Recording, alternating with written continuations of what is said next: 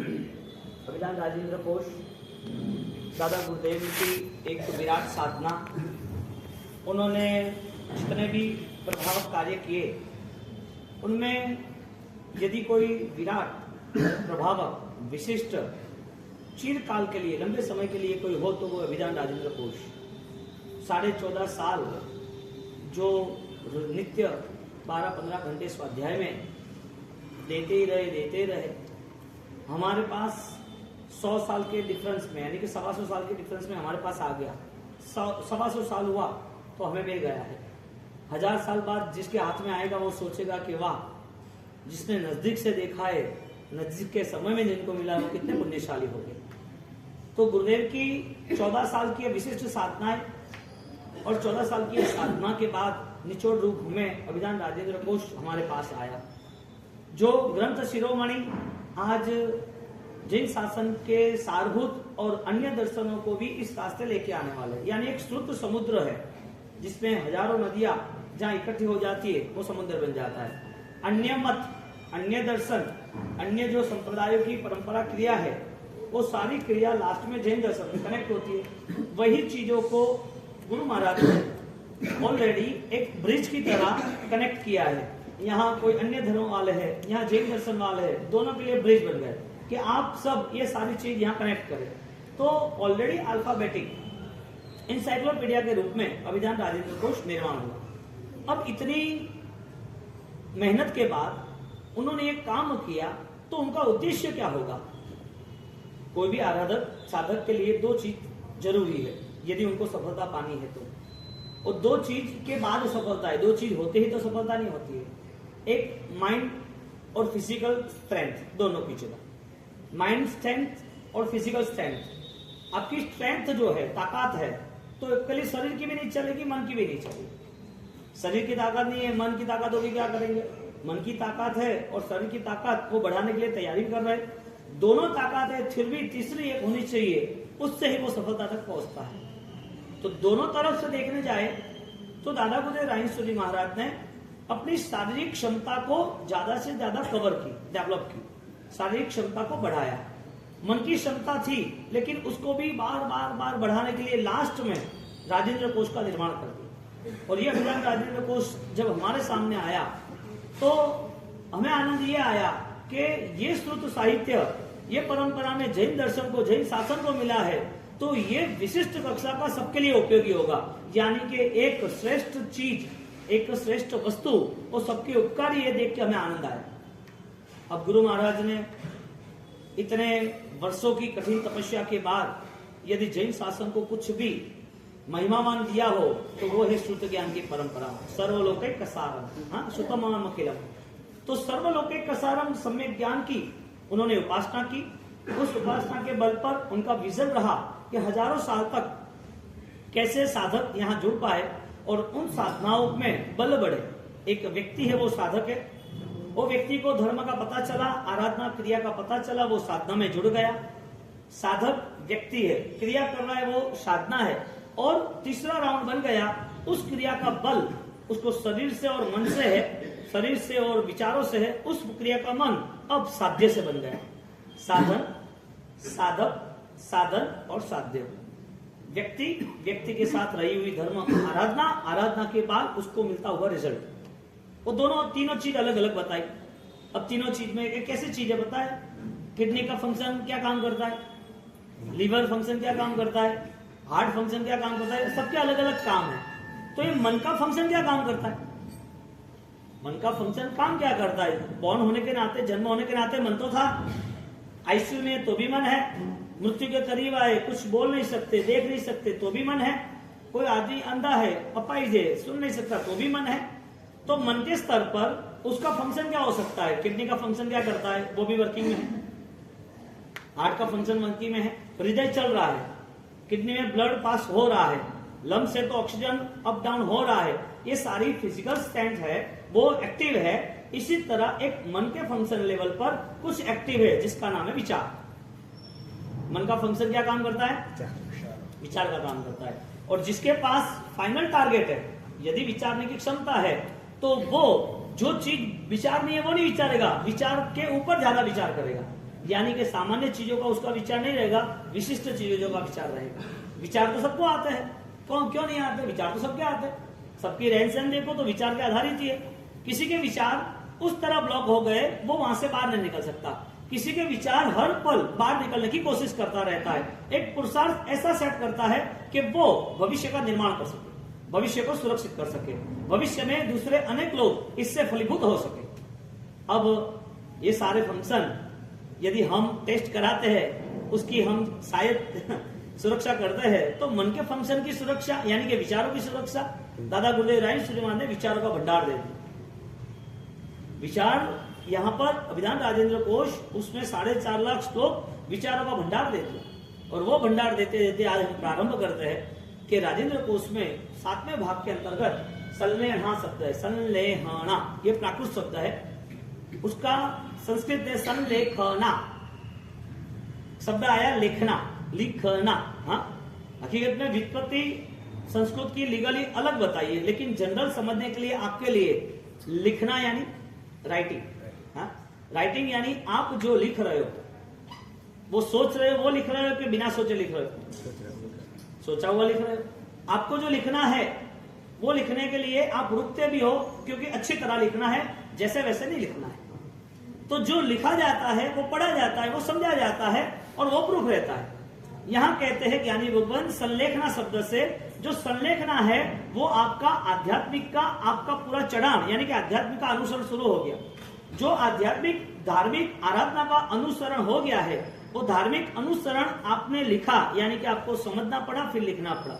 लिखना पड़ा इसके लिए आपने पढ़ा। आप जो पढ़ रहे हो वो आपको पता चल रहा है क्योंकि आपने समझ के लिखा था। अब आपका लिखा हुआ कोई भी पढ़ सकता है कि नहीं पढ़ सकता है। यदि आपने सही नहीं लिखा है तो वो बोलेगा ये क्या है, हमें कंफ्यूज हूं, मुझे स्पष्टीकरण करो ना, सही नहीं लग रहा। तो जो लिखना है वो पढ़ा जाना चाहिए। जो पढ़ रहे हैं वो पढ़ने का मीनिंग्स यानी अर्थ भी पता होना चाहिए। तो वो अर्थ जो मिल रहा है वो लिखने वाला उसे पता है कि मैंने किस बेस पे लिखा है, उस तरह पढ़ने वाला भी पढ़ रहा है कि क्या ये लिखा है, उसके अर्थ तक पहुंचने की वो कोशिश करता है। संलेखना यानी कि आपने जो कुछ किया है, कर्तृत्व भाव है, आपकी जो क्रिया है, आपको पता है कि वो क्या है। यहाँ पर संलेखना का शब्द ये रखा कि अंत समय के पहले आपका पूरा लेसन आप क्लियर करो। अंत समय के पहले आपका पूरा लेसन क्लियर करो। लास्ट मोमेंट क्या है, अंत समय क्या है, क्या पढ़ोगे आप अंत समय में? संलेखना का यह अर्थ लिखा अष्टम पाणम खाइमन सायम, यानी कि जो शरीर कसाय कुसुयाता, शरीर संलेखना अंत समय पर वो लेखना करता है, अपने जीवन के काउंटडाउन को क्लियर करता है। और अंत समय में जब काउंटडाउन को क्लियर करता है तो उसे पता है कि मुझे किसका प्रायश्चित करना है। देह सिर्फ पिघल रहा है, शरीर गल रहा है, शरीर सड़ रहा है, शरीर खत्म हो रहा है, आयुष्य पूर्णाहुति की ओर है, मृत्यु करीब आ रही है कि आंतरिक कसाय भी गल रहे हैं, आंतरिक कसाय भी खत्म हो रहे, आंतरिक कसाय भी जल रहे। दो चीज बता दी डिफरेंस करके। संलेखना यानी आपको जो त्याग करना है, आपने जो लिखा है वो पढ़ना है, यानी कि आप जो सोच रहे थे उस सोच में आपके मन के फंक्शन एक्टिवेट हो गए। वो मन के फंक्शन पे आपकी सोच वो पत्थर की लकीर है, आपकी सोच पानी की लकीर है, आपकी सोच जमीन की लकीर है। पानी की लकीर तुरंत खत्म हो जाती है, जमीन की लकीर को 15-20 दिन कोई हवा आई या कोई दूसरा तूफान आया खत्म हो जाती है। पत्थर की लकीर कुछ नहीं होती। संलेखना लिखना, संलेखना सेल्फ ऑब्जर्वेशन, संलेखना लाइफ मैनेजमेंट, लाइफ क्लियरिटी, उसका अकाउंट। आपकी संलेखना यानी अंत समय में आपके पास कौन है। या अंत समय में संलेखना शब्द से लिखा कि शरीर जीर्ण क्षीण होता है, लेकिन शरीर जीर्ण क्षीण होने के साथ साथ आपके रहे हुए मन में जो भी दुर्भावनाएं थी, जो पाप थे, वो जीर्ण क्षीण हुए कि नहीं हुए। इसके लिए यहां मन के स्तर पर दो दूसरी इफेक्ट बताई। आप आगे का नुकसान देख सकते हो कि नहीं देख सकते हो? आपको नुकसान पता चलता है तो आप रुक सकते हो कि नहीं रुक सकते? तो भगवान ने संलेखना शब्द से ऑलरेडी माइंड फंक्शन एक्टिवेट किए। माइंड फंक्शन एक्टिवेट करने के लिए दो चीज बताई, एक माइंड स्ट्रेंथ और हेल्थ स्ट्रेंथ। एक शरीर मजबूत होना चाहिए, मन भी मजबूत होना चाहिए। अब मन की बात करते हैं तो मन की यदि मजबूताई है तो उसके लिए सब कुछ आसान है। साइंस ये कहता है कि जितना भोजन आप करते हो वो भोजन पचाने के लिए शरीर को भी एनर्जी यूज करनी पड़ती है। यानी कि ज्यादा जीने वाला वो कम भोजन करता है। ज्यादा जीने वाला क्यों? और आप देखना, ये रिसर्च है, जिसके पास भोजन कम है शरीर की स्ट्रेंथ के लिए, वो ज्यादा से ज्यादा काम कर सकता है। आप दुकान में आपको कस्टमर ज्यादा है, आपको भोजन याद नहीं आएगा, लेकिन काम ज्यादा होगा। और ज्यादा भोजन करेगा तो आलसी बन जाएगा। शरीर के ऊपर जो लोड आ रहा है भोजन का, वो शरीर मेंटेन नहीं कर सकता। इसके लिए शरीर के पार्ट्स इतने एक्टिवेट नहीं रहते, वो कहीं ना कहीं डैमेज की तैयारी होती है। भोग रोग भयम, ऐसा शब्द रखा है। क्या रखा है? भोगे रोग भयम। जो रोग आ रहा है उसकी वजह यह है कि वो अपने जीवन को अतृप्त रखता है। हर बार कोई ना कोई चीज की डिमांड रहती है, हर बार वो कुछ ना कुछ मांगता रहता है। यहाँ शरीर का रोग आ रहा है, और शरीर के रोग को खत्म करने के लिए भगवान ने त्याग का पंथ बताया, जहां पर अष्टम पानम खायम सायम त्याग करना होता है। लेकिन वो भी त्याग होना चाहिए, तो वो त्याग अपने सक्षम विचारों की वजह, यानी कि माइंड स्ट्रेंथ की वजह से। माइंड का जो बल है वो आएगा, तो माइंड और फिजिकल, शरीर और मन, वो दोनों बल आना जरूरी है। लेकिन वो दोनों मनों का फल क्या आता है? उस व्यक्ति में उत्साह जग जाता है, वो व्यक्ति जाबाज बन जाता है, वो व्यक्ति जिंदादिल बन जाता है, वो व्यक्ति जनूनी बन जाता है।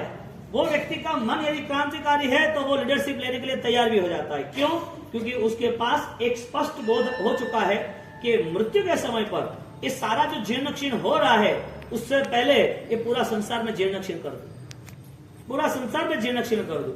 परमात्मा को हम विनती करते हैं ना, चतुर्गति संसार में रबड़्यो बहु संसार। हाँ, चतुर्गति संसार में रखड़्यो बहु संसार। पूरे संसार में परमात्मा में भटकता रहा। अब हमारे यहाँ प्रॉब्लम ये हुई कि शरीर पे अत्याचार शुरू हो गए, और जितने शरीर पे अत्याचार करेंगे इतने आराधक बनेंगे। यहाँ पर परमात्मा के शासन में ऐसा कहा, बाह्य तप जो भी है वो अभ्यंतर तप के साथ जुड़ा हुआ है। शरीर का अत्याचार होना यानी कि तप से शरीर को जोड़ देना और कुछ त्याग करना श्रेष्ठ है, लेकिन वो त्याग के पीछे तुम्हारा मन का बोझ बढ़ना नहीं चाहिए, विचारों का बोझ बढ़ना नहीं चाहिए। और विचार यदि उसके पास सक्षम है, विचारों की धारणा शक्ति यानी कि उत्साह उसके पास मजबूत है, तो उसको तपश्चर्या में आनंद ही अपरंपार है। क्योंकि अब उसे पता चला है कि मेरी आत्मा और मेरा देह वो भिन्न है। क्योंकि अंत समय में देह की भेंट मानव की है, देह की भेंट मानव की है, लेकिन धर्म की और आत्मा की और विचारों की भेंट परमात्मा की। मानव की भेंट जितने भी है वो विश्व युद्धों में समाप्त हो गई हो, हमने देखा है। चाहे कितने भी वेपन्स हो, परमाणु बम हो, नागासाकी का युद्ध हो, या यूक्रेन का हो, या थर्ड वॉर नेक्स्ट है, ये सारी चीजें नाश तरफ की है। यानी कि इंसान की जितनी भी भेंट है उसको खात्मा होना ही है, खत्म होना ही है। लेकिन इंसान की भेंट के अलावा जो इस मंदिर में परमात्मा बैठा है वो कौन है? देव मंदिर है, उसको भी संभालना है, लेकिन उस मंदिर के अंदर कौन बैठा है? परमात्मा है या नहीं? परमात्मा के बिना मंदिर होता है या नहीं होता है? इंपोर्टेंस मंदिर का है या परमात्मा का है? तो जो ये देहालय में शिवालय है, ये देह में शिव बैठे, परमात्मा बैठे, जो मोक्ष का कारण है, ऐसे परमात्मा जिसको हम भूल जाते हैं और देह के ऊपर ही हमारा फोकस रहता है। इसके लिए जहां पर कसाय शरीर कुशयाताम, शरीर और कसाय वो पुरुष होते हैं, अकेला शरीर पुरुष नहीं होता है, शरीर नहीं करता है। भर्तृहरि तो मां तक कहते हैं, तृष्णा न जीर्णा वैम जीर्णा, कालो न याति वैम याति। तुम्हारा शरीर गलने लगा, देखना बंद हो गया, आंखें कमजोर हो गई, काने कमजोर हो गए, सुनना बंद हो गया, चलने के लिए पैर लथड़ा रहे हैं। आपको 15 फुट भी जाना है तो सहारा के बिना जा नहीं सकते हो, आपको आवाज भी निकालने जोर से निकाल नहीं सकते हो। आपके लिए आपकी जिंदगी बचाने के कगार पर आप बैठे हो कि मैं बच जाऊं बच जाऊं। अब मृत्यु समीप में है, सामने है, लेकिन देह जीर्ण क्षीण होता है, मृत्यु नजदीक आती है। वो मृत्यु के साथ जुड़ा हुआ व्यक्ति बचना चाहता है, लेकिन वो दुर्गति से बचना नहीं चाहता है। शरीर की ट्रीटमेंट हो जानी चाहिए, शरीर बचना जाना चाहिए, रोग नहीं आना चाहिए, उसके लिए उसकी तैयारी है। दुर्गति नहीं आनी चाहिए, दुर्बुद्धि की वजह से आ रही है, वो तैयारी उसकी कभी शुरू हुई नहीं। यदि शुरू हुई है तो वो वापस रिटर्न आया कि होता है। ये सब बार बार कितने बार करना, हर बार आराधना क्यों करना, हर बार तपस्या क्यों करनी, हर बार धर्म में क्यों जोड़ना? थोड़ा चेंजेस होना चाहिए, लाइफ ये भी होनी चाहिए ना। ऐसा उसका मन तुरंत बन जाता है। इसके लिए शरीर खत्म होता है, लेकिन तृष्णा खत्म नहीं होती है। तृष्णा न जीना भय नहीं बजेना, हम जीर्ण हो जाते हैं। तृष्णा जीर्ण नहीं होती है। यहाँ अष्टम प्राणम थाइमम साइमम 4 आहार त्याग करके संलेखना बता रही, जो संथारा कहते हैं स्थानक में कई लोग त्याग करते हैं। दादा गुरुदेव ने समाधि ली तो लास्ट में 4 आहार त्याग किए। शरीर जब साथ नहीं देता है तो समझ लेना कि सड़ा हुआ कपड़ा घर के बाहर फेंकना ही है। सड़ा हुआ कपड़ा घर के बाहर फेंक देते नहीं फेंक देते? दीपावली में कई ऐसी चीज होती है जो वेस्टेज है, जो वास्तु के हिसाब से गलत है, तो उसको थोड़ी रखते हैं। ये शरीर भी ऑलरेडी पुद्गल वेस्टेज है। हाँ, इसके लिए उसका समय आता है, तब समझदार आदमी समझ लेता है। अब इससे भोजन को पचकान लेते, भोजन को भी इस तरह से 48 मिनट का पचकान है, मैं 48 मिनट तक कुछ पानी नहीं लूंगा, मुझे नौकाशी करनी है। मुझे अब रात को अष्टम प्राणम थाइमम साइमम 4 आहार का त्याग करना है। मैं रात्रि भोजन नहीं, मुझे 3 ही आहार यानी कि पानी के अलावा सब बंद, मैं कुछ नहीं लूंगा सूर्यास्त के बाद। ये हम त्याग क्यों करते हैं? संलेखना। कुछ लिखते हैं, किसके लिए? हमारे लिए। क्या लिखना है? मेरी आत्मा ने पूर्व के भाव में ये कुछ भी नहीं किया है, तो इस भाव में मुझे क्या करना चाहिए? पूर्व के भाव में 24 घंटे भोजन ही खोजना था, मुझे 24 घंटे आराम ही खोजना था, 24 घंटे मुझे मेरी अनुकूलता ही खोजनी थी, 24 घंटे कसायों में रहना था, 24 घंटे किसी के ऊपर हमला ही करना था। जानवरों की दुनिया में यही दुनिया मेरी रही। इस भाव में अब मुझे यदि धर्म का बोध मिल रहा है तो मेरा प्रारंभ ये रहेगा कि मेरे मन के स्तर पर धर्म आध्यात्मिक स्थिति निर्मित हो, जिससे इस शरीर से मैं वापिस नए शरीर निर्मित ना करूं, नए भोगों में न जाऊं, नए पापों में आगे न बढ़ूं। ये शरीर पाप बढ़ाने वाला है और यही शरीर पाप घटाने वाला है। इस शरीर में कुछ समय के लिए पाप हो गए, लेकिन उस पाप का नतीजा हजारों दूसरे वर्षों तक का है। यदि 50 साल पाप किए ने 50 साल ही भुगतना होता तो इजी है ना, कोई इश्यू नहीं है, आंखों के सामने सब चला गया ना। लेकिन ऐसा नहीं है, हजारों साल तक भुगतना है, क्योंकि हजारों साल का पाप बंद मन ने किया है। शरीर ने तो बहुत कम समय में पाप किया था, ज्यादा नहीं किया था। तो लास्ट में जब शरीर गलता है तो उसके साथ साथ उसकी भावनाओं में परिवर्तन नहीं आता है, तो उसने धर्म के क्षेत्र में प्रवेश किया है, लेकिन वो दैहिक है, वो आध्यात्मिक नहीं है। मंदिर में प्रवेश हो गया लेकिन भगवान तक नहीं पहुंच पाए। मंदिर में आ गए लेकिन भगवान तक पहुंचना तो उसके करीब खड़ा रहना पड़ता है, देखना पड़ता है, स्तुति बोलना पड़ता है। यहाँ अभिधान राजेंद्र कोश में 7वें भाग में संलेखना शब्द से 2 बात बताई कि संलेखना शब्द से कसाय त्याग करना है। शरीर से भोजन त्याग कर दिया तो पता चला भोजन त्याग हो गया। अब जो भोजन के परिणाम है, क्योंकि तब क्रिया होती है तब धर्म होता है, ज्ञान क्रिया होती है ज्ञान धर्म होता है, दर्शन क्रिया होती है दर्शन धर्म होता है। कैसे? दोनों एक क्या अलग? तब क्रिया और तब धर्म, दोनों में फर्क क्या है?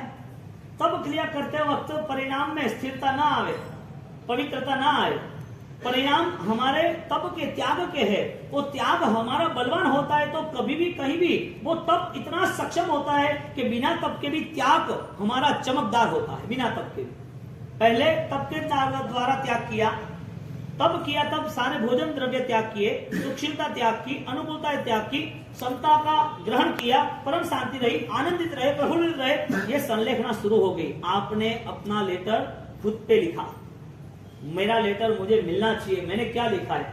हा? आप जो कुछ लिखते हो वही पढ़ना है कि दूसरा कुछ पढ़ना है?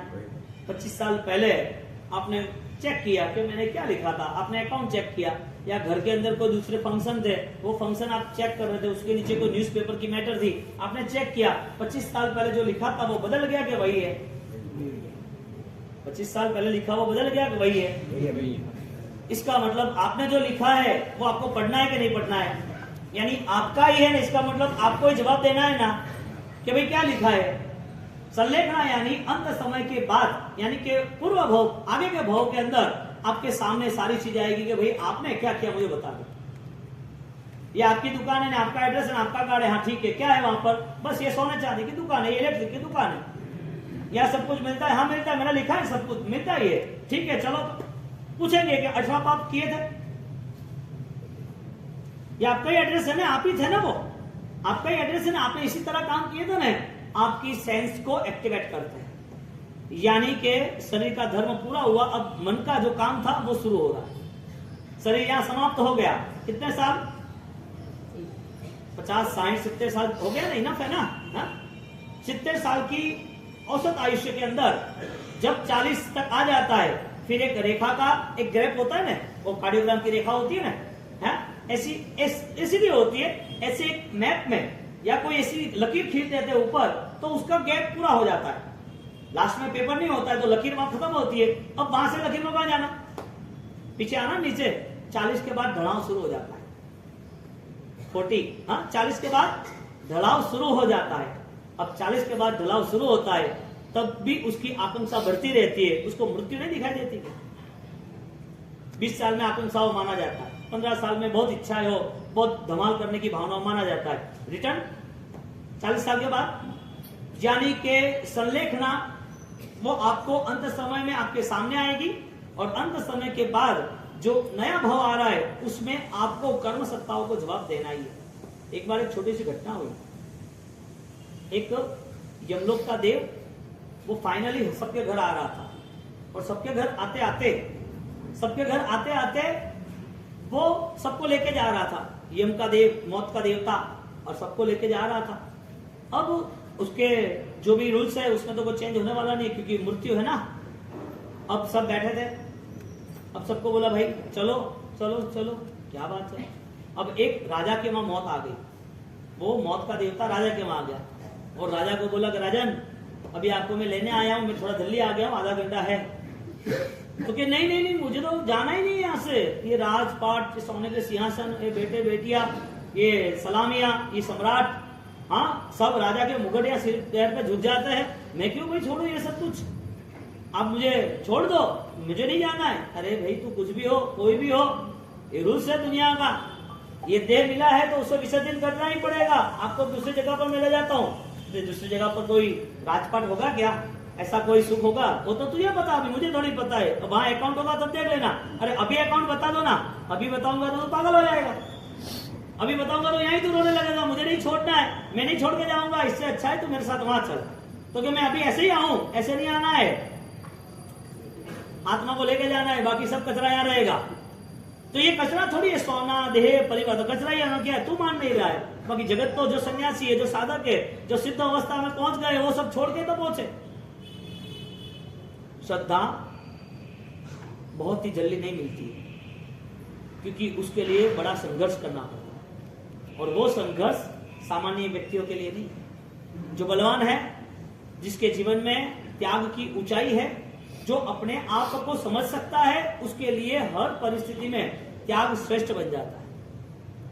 तो कि कचरा है सब, सोने के सिंहासन, हीरे जवेरात, तो वही है ना, तो चल आगे। तो कि नहीं ऐसा नहीं, प्लीज आपको एक रिक्वेस्ट है, मुझे आप है ना कुछ समय दे दो, मैं पूरा सेटिंग कर दूं, क्योंकि जिंदगी भर मैंने युद्ध किए, किसी को मारा, गलत निर्णय किया, गलत ही किया, मैंने सही तो कुछ किया ही नहीं। अब मुझे पता ही है, फिर आप मुझे ले जाओगे तो अभी जानवर की दुनिया या नरक की दुनिया में ले जाओगे, इससे अच्छा मुझे कुछ टाइम दे दो। अरे क्या ऐसा कुछ भी नहीं होता यहाँ पर? अरे कोई स्कीम हो तो, कोई सेटिंग करने वाला हो तो, अरे इधर कुछ नहीं होता है सेटिंग की स्कीम। आप तो ऑलरेडी चलो ही चलो मेरे साथ। बहुत रिक्वेस्ट की, प्लीज माफ कर दो मुझे, कुछ भी हो जाए, आप जो भी सेट कर सकते हो करो, लेकिन मुझे पता ही नहीं था, मेरे इतने साल मैं चला गया, अनजान तरीके से रहा, और अब पता चला कि सब छोड़ के जाना है मुझे। और यही परिस्थिति के अंदर जब वो निकल गए हैं, वो मौत का देवता, वो उसको 15-20 मिनट बात कर रहा है, उसको लगा कि चलो ठीक है ऐसा कुछ कर देते हैं। तो कि एक शर्त है। तो कि क्या? तो कि आपको यदि जिंदा रहना है तो आपके परिवार में से कुछ आयुष्य लेने पड़ेगा। आदमी अपना स्वार्थ पहले सेट कर देता है, स्वयं की सुरक्षा के लिए सब कुछ तैयारी करता है, कितना भी स्वार्थ हो, कितना भी दूसरे के प्रति प्रेम हो, कितना भी वो राग का भाव रखता हो, लेकिन जब खुद के ऊपर आ जाता है तब सब भूल जाता है। यहाँ पर उसने पूछा, घर वाले को इकट्ठा किया कि मुझे मारने के लिए आए हैं, यानी कि यमलोक के देवता है, इसमें कोई भी उसे जीत नहीं सकता है, वो मुझे लेके जाएगा। आप सबके रिक्वेस्ट है, आपके जीवन के कुछ कुछ आयुष्य मुझे दे दो। बोला ठीक है, अभी हमारा आयुष्य तो बहुत बड़ा है, ये छोटी उम्र है, 20 साल 30 साल 40 साल, अभी बड़े लंबे लंबे आयुष्य है हमारे, तो ठीक है 20 साल आप ले लो, 25 साल ले लो, सबके अकाउंट में से थोड़े थोड़े आयुष्य ले लिए, ऐसा कुछ होता नहीं है। लेकिन ऐसी चीजें बेवकूफ लोग जल्दी खड़ी कर देते हैं कि मृत्यु तो है ही नहीं, मेरी जगह पर कोई और मर जाए तो अच्छी बात है, किसी और का नंबर आता है तो फिर मेरा नंबर बाद में रखना, अभी क्या काम है। यहाँ पर मृत्यु के नाम पर सबसे आयुष्य उधार ले लिया और वापस मस्ती से 100 साल मिल गए। उसको क्यों दिए गए 100 साल? उसकी लाइफ को सेव करने के लिए, अच्छी जिंदगी जीने के लिए। 100 साल खत्म हुए, वापस मौत का देवता आ गया और वापस मौत का देवता आ गया कि राजन पहचाना? अरे कौन क्या है? मुझे कोई नहीं पहचानता, कौन क्या? मौत का नाम सुनते सब हैंग हो जाते हैं, वहीं स्टॉप हो जाते हैं। अरे ये क्या हुआ?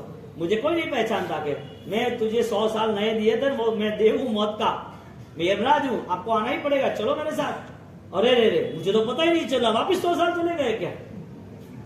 प्लीज, बहुत सारी रिक्वेस्ट की, वापस आधा घंटा, वापस सब इकट्ठे हुए, वापस सेकंड राउंड आया, सेकंड राउंड के वापस 100 साल पूरे हो गए, वापस वो थर्ड बार आया। राजा को बोला अरे क्या वापस एक बार? पागल हो गया है कि बार बार तुझे क्या आयुष्य देना? तो जिंदगी जीता है कि जानवर की तरह जीता है? क्या करता है तू? अभी तो मैं तुझे छोड़ूंगा ही नहीं। अरे प्लीज, मुझे कोई भी हिसाब से एक लास्ट, क्योंकि थर्ड चांस तो हर किसी को होता है ना, 3 चांस तो होता ही है ना, तो मुझे कुछ भी करके ये आयुष्य मुझे और दे दो। ये हम लोग बोलते अभी बात खत्म, तुझे जो करना वो कर। 2 बार उसे चांस दिया, वो चांस उसका फेल हुआ। क्यों? क्योंकि जिसके पास विचार हो, यानी कि फोकस नहीं है ना, वो आदमी जीता है या नहीं जीता इससे कोई लेना देना समाज को या घर को या परिवार को या शरीर से भी लेना देना नहीं, शरीर को भी लेना देना नहीं है, क्योंकि इसके पास वो विचारधारा नहीं है। यहाँ संलेखना शब्द से विचारधारा को कनेक्ट किया है। आप अपनी आंतरिक चेतनाओं को जगाने की कोशिश करो। मैं जो क्या कर रहा हूं, कैसे कर रहा हूं, उसका नतीजा क्या हो रहा है, वो आपको समझना ही पड़ेगा। आप नहीं समझ सकता, आपकी इच्छा है, बार बार जैन शासन नहीं मिलेगा, बार बार देवगुरु धर्म नहीं मिलेंगे, बार बार आपको अब चाहिए, अब भूल जाओ। ये 1 मोर चांस, बहुत पुण्यशाली को सुवर्ण अवसर मिलता है। परम पुण्य का उदय तभी ये अनुकूलता है, यहाँ बैठना, समझना, श्रद्धा रखना, आगे बढ़ना, संकल्प करना, संघर्ष करना, जीत पाना, आनंदित रहना, बंधनों से मुक्त रहना, सबके हिस्से की बात नहीं है। यदि होती तो इतना विशिष्ट, इतना संघर्ष वाला कार्य सब अपना लेते ना, लेकिन सब नहीं अपना सकते। भोजन त्याग सब अपना सकते? हाँ, भोजन त्याग अपना सकते हैं। ऊपर से रिएक्शन आएगा, वो का बनाइयो, अतुल बनाइयो के, 10 आइटम ही बनाई के, सब बढ़िया होगा तो दाल एडी क्यों बनाई के? मानसिकता विरोध की है, मानसिकता भोग की है, मानसिकता उसको कुछ नहीं मिला है, वो दौड़ की है। और त्याग जब होता है तो समझ लेना कि एक बड़ी फाइट पूरी दुनिया के सामने खड़ी हो रही है, क्योंकि ये दुनिया को सिर्फ भोजन ही चाहिए, क्योंकि जन्म के नाते भोजन है। जन्म शुरू हुआ तो भोजन से ही शुरू हुआ ना। बिना भोजन के बच्चा रोता था, बिना भोजन के कमजोरी आती थी, बिना भोजन के दवाइयां सेट नहीं हो रही थी, बिना भोजन के पैर नहीं लड़खड़ा रहे थे। भोजन फर्स्ट, कुछ भी हो जाए, परेशानी हो जाए, लेकिन भोजन करना है। और भोजन का नाता आज का नहीं है। अनहारी ही पद में करया विकह गई आनंद दुरतरी ते दीजिए।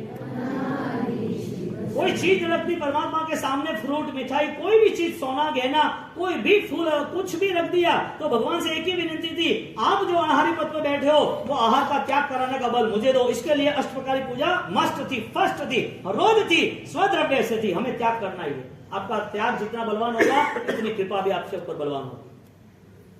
आपका त्याग कमजोर होगा तो परमात्मा ही देखेंगे अभी ये क्या करेगा, करेगा क्या, ये तो देने से ज्यादा लेने के लिए आया है, करेगा भी क्या। कहने का मतलब कि आहार का त्याग करना बहुत ही कठिन था। और जिन जिन लोगों ने आहार का त्याग किया, चंपा साविका देखो, ब्राह्मी सुंदरी देखो, 60,000 साल का तप, कितना ब्राह्मी सुंदरी, चंपा साविका झुको। अरे सिपल मैंने देखो ना, देवों को झुका दिया, वो तप की ताकत। विमलेश्वर देव आ गए कि नहीं आ गए? हाँ, क्यों? क्योंकि इस दुनिया ने, इस संसार ने जो तय किया है उससे तुम हटके कुछ करना चाहते हो तो समझ लेना कि आपके ऊपर कोई देव गुरु धर्म की परम कृपा है, तो ही आप ऐसे तप में जुड़ सकते हो, बाकी नहीं चल सकते। सुबह होते ही आदमी को बैठनी चाहिए, उठे रहने के साथ तैयार करनी चाहिए। अभी पूरा स्ट्रक्चर चेंज हो गया। यहाँ पर जब अष्टम प्राणम खायम सायम एक आहार का त्याग आता है, और आहार के त्याग से वो अपने शरीर ऊपर कोई ना कोई बोझा देना चाहता है, शरीर पर कष्ट देना चाहता है, तो वो शरीर का कष्ट नहीं है, वो धर्म का सानिध्य है। क्योंकि अनंत काल तक जो सोच नहीं बनी थी वो सोच आज बनी है, वो धर्म का हिस्सा है तो ही बनी है, बाकी नहीं बनी। तब करना किसके लिए कठिन है? जिसको इस शरीर का ममत्व नहीं छूट रहा है, इसके लिए ममत्व नहीं इसके लिए छूट रहा है कि अज्ञानता के कारण ऐसा ही समझ रहा है कि मुझे कुछ हो जाएगा, ऐसे तकलीफ हो जाएगी, ये करूंगा तो ऐसा हो जाएगा, बार बार ऐसा नहीं करना चाहिए। धर्म जो है वो सर्वश्रेष्ठ है। धर्म की उपलब्धि हर किसी के हिस्से में नहीं होती है, लेकिन ये धर्म करने वाला वो महान इसके लिए होता है कि देवों की दुनिया को भी हिला देता है, क्योंकि वो धर्म सम्यक ज्ञान का होता है। बिना सम्यक ज्ञान के धर्म नहीं होता है। यानी आपकी यदि साधना शुरू हो रही है, आपके पास समझदारी है, तो आपके लिए हर कोई त्याग आसान है, हर किसी का कोई इश्यू नहीं। देह छोड़ देता है समाधि के लिए। संलेखना किसे कहते हैं? अंत समय में अपने आप को इतना मजबूत बना देते हैं कि वो सामने से कहते हैं कि अभी मुझे नई साधना के लिए नए भव में जाना है, ये देह जीर्ण क्षीण हो गया है, साथ नहीं दे रहा है। मन मजबूत है, साध्य मजबूत है, लक्ष्य मजबूत है, साधन था, देह वो अभी साथ नहीं दे रहा है। मन में वो साधन का लक्ष्य जो था, साधना थी, वो साधना भी इससे नहीं हो रही है। और साधन और साधना, देह और क्रिया, उसकी टाइम लिमिट आ गई। लेकिन जो मेरा साध्य है वो तो ये 80 साल में और मजबूत बनता गया। इसके लिए अगले भव में भी मुझे तैयारी करनी है। देह छोड़ने के लिए वो संतुष्ट है, आनंदित है, छोड़ देंगे, कोई इश्यू नहीं, क्या फर्क पड़ा। समाधि ऐसे मिलती है। दादा गुरुदेव राय श्रीमान ने क्या किया? हाँ, दादा गुरुदेव राय श्रीमान ने क्या किया अंत समय में? अंत समय में उन्होंने 2 दिन पहले बोल दिया कि ये मेरा देह अब साधना के लिए मुझे साथ नहीं दे रहा है। अब अगले भाव में साधना के लिए एक नश्वर देह को मैं छोड़ के मैं जाना चाहता हूं। अब ये देह से मैं कुछ नहीं कर पाऊंगा। यानी कि इसका मतलब ये हुआ, देह से जितना भी हो रहा था वो किया और बल लगा के कर सकता हूं, ओके डन। मैंने बहुत कुछ किया, फिर भी 14 साल में लिख सकता हूं, ओके डन। मैंने उपवास किए, मैं ध्यान कर सकता हूं, जालोर की पहाड़ियों में ध्यान किया, ओके डन। वहां पशु है, वहां जानवर है, वहां अंधेरा है, वहां कोई नहीं है, सब कुछ करना है। क्योंकि इस जीवन का सबसे बड़ा ध्येय यही है कि जैन दर्शन के मूलभूत तत्वों को मैं छू लूं, फिर इस भव से आगे दूसरे भव में जाऊं। जब तक जैन कुल मिला और जैन दर्शन के तत्वों को, अध्यात्म को मैं पा ना सकूं, तो ये जीवन तो पूर्व भव में भी खाना पीना सोना परिवार सब कुछ था ही, वो छोड़ के क्यों आए? सबसे बड़ी बात ये। यहाँ अष्टम पाणम खाइमम वो एक व्यवहारिक त्याग बताया। और एक देह ऊपर जब हम तप को सजा देते हैं, इस देह को त्याग से सजा देते हैं, तो वो इस पृथ्वी का अलंकार आभूषण बन जाता है, श्रृंगार बन जाता है, पूजनीय बन जाता है। तपस्वी को साता पूछते नहीं, क्यों पूछते हैं? ऐसे कैसे पूछेगा? वो आपने पूछू की कर भाई साता में नहीं, बात सुने तो खाता में हो, खावा वाला नहीं, साता तो चाहिए नहीं चाहिए। कोई आप आते हो तो मैं पूछता हूँ साता है क्या? अरे बाबू मोरे का नहीं साता के, और मोरे का नहीं साता, मैं तो 3 टाइम खाई रहा हो गया। मतलब खावा वाला ने साता चाहिए नहीं। साइंस तो मना कर रहा है, भगवान मना कर रहा है, कि आयुर्वेदिक मना कर रहा है, चातुर्मास से आपको 3 टाइम नहीं खाना चाहिए। आपके ऑलरेडी यहाँ का एटमोस्फियर जो है, एटमोस्फियर आपकी बॉडी को प्रॉब्लम करेगी, आपको वायु पीते कब की प्रॉब्लम करेगी। आपको जो चीज खानी है वो चीज अभी त्याग करने का। हमारे अलावा भी जैन धर्म के साथ साथ दूसरे भी धर्मों में कई व्रत उपवास इसी समय में बताए। श्रावण महीना, भाद्रवा महीना, क्यों बताए? ये मूवमेंट है, एटमोस्फियर मूवमेंट है कि आपको भोजन त्याग करना पड़ेगा। एक धार्मिक मूवमेंट है कि आपको सिर्फ फरारी उपवास 1 दिन करना पड़ेगा। और परमात्मा की मूवमेंट है, भोजन त्याग भी करना है तो वो भजन के लिए करना है, आत्मा के लिए करना है, भगत के लिए करना है। अंदर का भगत है ना भगवान, भक्ति के लिए करना है। जैन दर्शन कहां तक ले गए? अमन अवस्था तक ले गए, भोजन छोड़ने तक नहीं ले गए। शरीर पे ही भोजन छूटा है वो तब वो ना, वो वहां नहीं ले गए। बाह्य अभ्यंतर तप उजमा थे मुनि बंधु गुणमणि खान। बोलो, बाह्य तप भी इतना महान, अभ्यंतर इससे भी ज्यादा महान। मन के स्तर पर राजेंद्र सूरी महाराज ने तय किया, और तय करके उन्होंने किया कि मुझे अब ये साधनाओं का क्रम आगे ले जाना, इसके लिए छोड़ दो। जब हम ध्यान करने बैठते हैं, जब हम धर्म समझने के लिए तैयार होते हैं, तो हमने जो सुना है ना, वो सुनने वाली बातें को हमें गौर करना पड़ेगा। सुनने वाली बातों पर हमें ध्यान देना पड़ेगा। आराम से 15-20 मिनट ध्यान करके समझना पड़ेगा कि क्या यही संसार है, क्या यही चीज है? सुबह शाम थक नहीं गए, पक नहीं गए रेगुलर है सारी चीजों से, यही रेगुलर और कुछ नया ही नहीं, यानी कि यही जिंदगी है। तो शास्त्र ने बताया जो कुछ सब पावर प्राण वो क्या है? नमो अरिहंताणम, एक अरिहंत को वंदना नहीं, तीनों कालों में, तीनों लोक में जितने भी अरिहंत हुए हैं, होने वाले, हो गए, ये सबको वंदना बताइए। तुम्हारे अंदर भी कोई परमात्मा बैठा है, तुम्हारे मंदिर में कोई भगवान है, वो ये संसार में रहना नहीं चाहता है, तो तुम्हारा मन क्यों रख रहा है उसको यहाँ? उसको ये बंधन में नहीं रहना तो ये मान के क्यों रखे? हमारी हालत ऐसी गलत हो गई है, ऐसी पागलों की तरह हो गई है। पैर को पकड़ के रखा है और बोलता है छोड़ दे पैर मुझे, छोड़ दे मुझे। अरे भाई तू छोड़ना छूट जाएगा। पैर ने कहां पकड़ा है तुझे? पैर ने पकड़ा है? हाँ, किसने पकड़ा है? हमने पकड़ा है, मन ने पकड़ा है। मन चाहता है कि तू ये कर और भगवान चाहते हैं कि तू ये कर। अंदर वाले जो भगवान बैठे हैं, जो आत्मा बैठे है, उसको यही 84 के चक्कर में, यही संसार में रहना है कि उससे बाहर उसको निकलना है। कोई तेरा नहीं है, कोई तेरा होने वाला नहीं है, क्योंकि कोई पूर्व में तेरा हुआ भी नहीं है। सबने तुझे जला दिया, सबने तुझे छोड़ दिया। तू कहां से कहां गया, तू बता। जलाने वाला तेरा देह था, देह से तुझे जलाया है, तेरी आत्मा को कुछ हुआ ही नहीं है। तो वो दृष्टि जब आती है तब आगे बढ़ते हैं कि संलेखना मेरी अंत समय की जो हो रही है, वो मेरी संलेखना मेरी आध्यात्मिक स्थिति की। अभिज्ञान राजी को उसमें संलेखना को दो जगह कंसल्ट किया, आर्त ध्यान, रौद्र ध्यान से मुक्त होना। क्या शब्द रखा? आर्त ध्यान और रौद्र ध्यान, दोनों अलग बताए। यानी सिंपल यहां पर मैसेज क्या दिया पता है? आप गांव में वो होते हैं ना, भुंड को क्या बोलते हैं? पीक तो बोलते सुअर। हाँ, वो गंदगी खाता रहता है ना। हाँ, हम अभी बीच में बिहार में आए तो भी थे। तो उस गति में वो जो है उसे कोई पालता नहीं है, पालता है कोई? वो भटकते रहते हैं। अच्छा, वो जो है, ये तो संस्कृत में उसे सुकर कहते हैं, विष्ठायाम यह सुकर, सुकर यानी भुंड। हाँ, सुअर। उसको कोई पालता तो है नहीं। वो क्या करता है पूरा दिन? मिठाई की दुकान में जा रहा है, वो शादी ब्याह में खड़ा रहता है। उसको विष्ठा, गंदगी ही पसंद है। वो गंदगी दिखी नहीं, वहां जॉइंट हो जाता है। आप उसको जब देख रहे हो तो आपको वो पसंद आता है? नहीं आता। वो खाता है तो आपको लग रहा है गंदा है, आप नाक बिगाड़ देते हो, रुमाल रखते हो, आगे चले जाते हो। आपको कोई पूछे कि आप उस सुअर की जिंदगी जीना चाहते हो? हाँ? पूछे तो जीना चाहते हो? आपको कोई पूछे कि आप चोरी कर लो लेकिन सजा नहीं होगी, तो पागल है, कानून बोल रहा है सजा होगी। मैं कोई रॉबरी नहीं करूंगा, बैंक रॉबरी थोड़ी होती है। और किसी के पसीने की कमाई, गरीब लोगों की हफ्ते स्कीम जो भी हो, अभी उनकी मैं बैंक में 500 करोड़ की मैं चोरी करूं, मुझे ऐसा नहीं करना है। आपको कोई गलत राह बता रहा है कि आप बैंक रॉबरी कर लो, आपको कोई सजा नहीं होगी, आप क्या बोलोगे? कानून है और मुझे गलत करना नहीं है, कानून हो तो भी। यानी आपको कानून सामने लग रहा है ना, दिख रहा है ना। एक गवर्नमेंट के जो लॉ है, गवर्नमेंट के सारे लॉस है, वो आपको पता है कि मुझे रॉन्ग रूट पे भी नहीं चलना, बिना हेलमेट के नहीं चलना, बिना बेल्ट के भी नहीं चलना। वो आपको बोलते हैं ये क्या कर रहे हो, लाओ कागज दिखाओ, क्या कर रहे हो, लाइसेंस दिखाओ, आपने क्या किया है, सब कुछ आपने बता दिया। आपको पता है कि एक कानून ऐसा भी है जिसकी सजा है।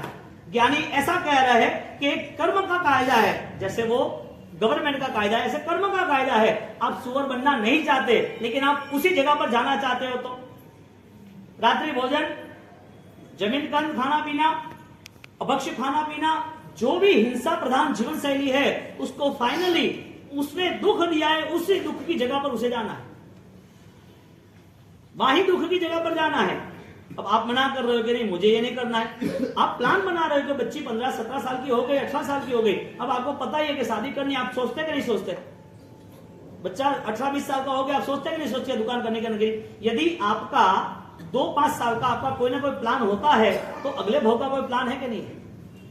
यानी मरना नहीं है ना, अमर हो ना अपन तो। ऐसा लिक्विड आता है ना, बूस्टर डोज आता है कि नहीं आता है? वो शिप्ला वाले ने दिया था कोरोना का बूस्टर डोज, सब लोग डर गए कि लाओ मंगाओ के 40% 50% है, ऊपर चला गया है। वो शिप्ला की दवाई आती है, इंजेक्शन आता कि नहीं आता? 45,000 ना, 45,000 का इंजेक्शन, सीधा बूस्टर डोज दे दो, क्यों? बच जाएंगे। कोई भी चीज का प्लान कर सकते हो। ज्ञानी कहते हैं व्हाट नेक्स्ट। वो यमलोक का देवता उसको कह रहा है आगे जाना है कि नहीं जाना है, अगले भाव में जाना है कि नहीं जाना है? अभी नहीं जाना है, तीसरा राउंड दे दो, माफी कर दो। सबको पूछ रहे 1 बाय 1, 2 तो राउंड खत्म हो गए, और तीसरा राउंड खत्म होने के बाद वो यमलोक का देवता वहां उसे पूछ रहा है भाई अब तो चलो, तो 20 साल 30 साल 40 साल 50 साल, इस बार तो ज्यादा मिल गए, क्या बात है? वो खुश हो रहा है, चलो अभी तीसरा राउंड में तो अब तो कुछ तैयारी करनी पड़ेगी, 2 बार तो कुछ नहीं किया है। आदमी को ठोकर नहीं लगती तब तक पता नहीं रहता, उसे जब तक ठोकर नहीं लगती है तब तक वो संभाल नहीं सकता है। ज्ञानी के अनकॉन्शियस माइंड, जिसके पास समझदारी नहीं है, उसे कोई लेना देना नहीं है। आप कितना भी समझाओ, लेकिन समझदार को इशारा काफी है। उसे पता चल गया है कि इस पापों से मुझे मुक्त होना है, अनंत पापों से मुक्त होना है। जो जैन धर्म के अलावा और कोई रास्ता नहीं है, आत्म धर्म के अलावा कोई रास्ता नहीं है। अपनी साधना दशाओं को मजबूत बनाना और साध्य तक पहुंचना, यही रास्ता है। ये सारा संसार बिगड़ जाएगा, चाहो या नहीं चाहो। पुण्य का खेल है, सिपाल मीना को एक ही रात में निकाल दिए थे। पुण्य का खेल है, 24 घंटे में सब चेंज हो जाएगा। 6 घंटे में चेंज हो गया। सिपाल कुंवर को भेजना पड़ा, सिपाल कुंवर राजमाता आप चले जाओ पीछे से, पूरा राजमहल एक साथ छोड़ना पड़ा। महीना को 1 ही मिनट में पिता ने बोल दिया तुझे महल में नहीं रहना। जी पिताजी, मेरा कर्म को उदय। राजपाट में बड़ी पली पोसी महीना कुंवारी, वो रानी की बेटी, वो तुरंत सीधी कोढ़िया के पास जाता है। पुण्य का फल कैसा है? आप क्या समझ के चल रहे हो जीवन को? आपको लग रहा है आज ऐसे एग्जैक्ट यही मोमेंट चलेगी क्या? यही शरीर, यही बिजनेस, यही दुनिया, यही व्यवहार, यही प्रेम, यही लोग, यही संसार, यही चलेगा ना? चेंज है कुछ? जो चेंज है उसे चेंज करना सीख लो। वो बदले उससे पहले उसको बदल लो तुम। वो आप में बदलाव लाएगा, आपको बीमारी लाएगा। धर्म कर लो, बीमारी खत्म। दुख आने वाला है, उससे पहले मैं दुख को स्वीकार न करूं। हजारों दिन के रोग आने वाले, एक थोड़े दिन की तपस्या से हजारों लाखों भवों के रोग खत्म हो जाएंगे। हजारों लाखों भवों के पाप जल के साफ हो जाएंगे। उसने यमलोक के देवता ने वो सारी जगह पर जब रिक्वेस्ट की, और रिक्वेस्ट करने के बाद उसको आयुष्य मिल गया, और लास्ट में उसके 2-4 पीढ़ी चली गई, और 2-4 पीढ़ी के बाद वो छोटा बच्चा 10 साल का, उसको पूछा भाई तेरा आयुष्य तो बहुत लंबा है, तुझे परदादा को कितना आयुष्य देना है? यमलोक का देवता पूछ रहा है, वो लिख रहा है सबका आयुष्य। उसका काउंटडाउन बढ़ गया था, वो खुश हो रहा था राजा, चलो तीसरी बार तो जीना मिल गया के। और वो छोटा बच्चा कह रहा है देवता इतने सारे लोगों के आयुष्य ले लिए, एक काम करो, मेरा आयुष्य कितना है, तेरा आयुष्य इतना है, सबके सब आयुष्य ले जाओ मेरे। तो क्यों ऐसा क्यों बोल रहा है? इसकी जगह पर मुझे ले जाओ के, मेरा सारा आयुष्य ले लो और मेरा जीवन समाप्त करो, इसकी जगह पर मुझे ले जाओ। कि ऐसा नहीं करना, तू तो छोटा है, अभी 10 साल का है, तुझे जो दुनिया देखनी है, तुझे राजपाट संभालना है, युद्ध खेलना है, तुझे राजशाही शौक पूरे करने हैं, तू ऐसा मरने की बात क्यों कर रहा है? इसकी क्या उसने जवाब दिया? उसने, वो छोटा बच्चा था, सब समझ रहा था, पूरा उनको बैठा सारी बातें की, ऐसे तरह के, ऐसा आयुष्य बढ़ता गया, ऐसा आयुष्य एक्स्ट्रा एक्सचेंज करते गए। वो कह रहे कि मेरे दादा परदादा जो भी है, उन्होंने इतना आयुष्य भोगा, इतने राजपाट में रहे, इतना भोजन किया, इतनी दुनिया जी, यदि इतने भी समय में उनको तृप्ति नहीं मिली, मुझे क्या तृप्ति मिलेगी? उसको तृप्ति नहीं मिली, मुझे क्या तृप्ति मिलेगी? इससे अच्छा मुझे ले जाओ। यानी कि तृष्णा जीना वैभव जीना। आदमी खत्म होने की कगार पे आता है, लेकिन अपनी भाव दशा को बदल नहीं सकता है। संलेखना वो अंतिम समय का परम समाधि का स्टेटमेंट है कि मेरा जीवन यदि आज सही तरीके, सही ढंग से, सही विचारों से आज चल रहा है, इसका मतलब आज की पल मेरी धन्य है, तो हर पल मेरी धन्य होगी, अंतिम समय मेरा समाधिमय होगा। आपके मन से कोई भी ऐसी अशुभ धारा, अशुभ विचारधारा, गलतियों ऐसी हुई है तो उसकी क्षमा याचना करनी। जो श्रेष्ठ है उसका चुनाव करो, चुनौती हो तो भी फाइट करके पूरा करो, डरना कभी नहीं। क्योंकि मन की फाइट, शरीर की फाइट जब वो बलवान होते तो ही होता है। मन और शरीर बलवान होते तो उसके साथ उसका जुनून आता है, वो दौड़ सकता है। 2 पंख होते हैं, वो इसके लिए पर्याप्त है। क्या? उड़ने का हौसला भी चाहिए। पंछी के लिए 2 पंख वो ही पर्याप्त है कि हौसला चाहिए। मानव जीवन के लिए सिर्फ और सिर्फ श्वासें चलनी चाहिए, सिर्फ और सिर्फ क्रिया होनी चाहिए, सिर्फ और सिर्फ सुनने का हमारा ध्येय होना चाहिए कि वास्तविक हमारे पास वो हौसला है कि मुझे करके दिखाना है। डू एंड डाई, कार्यम साध्यामि देहम पात्यामि, हमारे श्लोक आता है। कार्य करना है, चाहे देह गिर जाए तो गिरने दो, क्योंकि धर्म नहीं गिरने देंगे। धर्म को कौन गिरने देगा? जो धर्म के विरोध में होगा वो गिरने देगा। धर्म की वैल्यूज, उसकी जो महिमा है वो नहीं समझेगा, वो गिरने देगा। इसका मतलब जैन कुल मिला है तो जैन धर्म भी मिलना चाहिए। उसके पास जैन क्रिया है तो जैन अध्यात्म होना ही चाहिए। उसके पास संलेखना शब्द है, वो संलेखना शब्द से अस्मम पाणम खाम्यम सायमम, मैंने द्रव्य त्याग किए, अपने भावों से भी आर्त ध्यान, रौद्र ध्यान, जो मन के दुष्परिणाम है उससे भी मैं छोड़ना चाहता हूं। कुछ भी, कितना भी मुझे चुकाना पड़े, कितना भी मुझे झुकना पड़े, कितना भी मुझे कटना पड़े, मैं मेरे मन के परिणाम को दूषित नहीं रखूंगा। वो भावधारा राजेंद्र कोश में गुरु महाराज ने 7वें भाग में सबके कल्याण के लिए रखा है। संलेखना क्या? वो मर गया वो संलेखना, उसको पद्मावती का स्तवन सुना दिया, मंगली सुना दिया, संधारा पुरुषी सुना दी, वो संलेखना। हम किस दुनिया में जी रहे हैं? नौकर गिन रहे, रात को 8 नौकर गिन रहे, मौत हो गई, अच्छी मौत हुई, नौकर गिन के सुना था। अरे ये मौत है क्या? काउंटडाउन कौन करेगा? जो ब्लैक बोर्ड पे लिखा हुआ था, वो ब्लैक बोर्ड पे जो गंदा था उसको साफ कौन करेगा? नया लिखेंगे कैसे? बिना प्रायश्चित के पॉसिबल नहीं है। संलेखना शब्द से अंत समय में वो अपने पापों को साफ करने के लिए तैयार होता है। इसके लिए हमारे लिए प्रश्न है, अंत समय कौन सा? अंत समय कौन सा? हाँ, कल, आज, अभी? अंत समय कौन सा? ट्रीटमेंट तो अच्छी चल रही है, रिपोर्ट तो बढ़िया आ रहे हैं, डॉक्टर भी अच्छे, वैद्य भी अच्छे, खाना पीना अच्छा है, घर फैमिली सब अच्छी है, कोई प्रॉब्लम नहीं है, विचार भी सक्षम है, समझदारी के साथ हम कर रहे हैं, तो अभी अंत थोड़ी होगा हमारा। अभी मृत्यु होगी क्या? अभी मृत्यु नहीं हो सकती। अभी मौत कैसे आएगी? अभी मौत नहीं आ सकती। मृत्यु तो ऑलरेडी 80 साल में आती है ना, अभी थोड़ी आती है, और 90 साल में आती है ना, अभी थोड़ी आती है। हमारे पास परमात्मा की पूजा है, हम सामायिक कर रहे हैं, हम व्याख्यान सुन रहे हैं, हमारा सब आए तो हम सिद्धि तब भी करने वाले हैं, हम आराधना भी करने वाले हैं, व्याख्यान भी सुनते हैं, हम दान भी करने वाले, राजा महाराजा भी बनने वाले हैं, हम नौकाल आराधना में, तीर्थ यात्रा में संपत्ति भी बनने वाले, परिश्रम की आराधना करने वाले। अभी 1.5 महीना तो जीना है कि नहीं जीना है? हाँ, 1.5 महीना तो जीना है कि नहीं जीना है? खानी पड़ती बात, जीनो तो हैंग हो रहे हैं, नेक्स्ट टाइम खानी पड़ती। मैं राजा के दृष्टांत से द्वारा आपको ये कहना चाहता हूँ, यदि वो छोटा राजकुमार वो ऐसा कह रहा है कि इस जीवन से उनको तृप्ति नहीं मिली तो मुझे क्या मिलेगी, यानी कि इस संसार में तृप्ति है ही नहीं।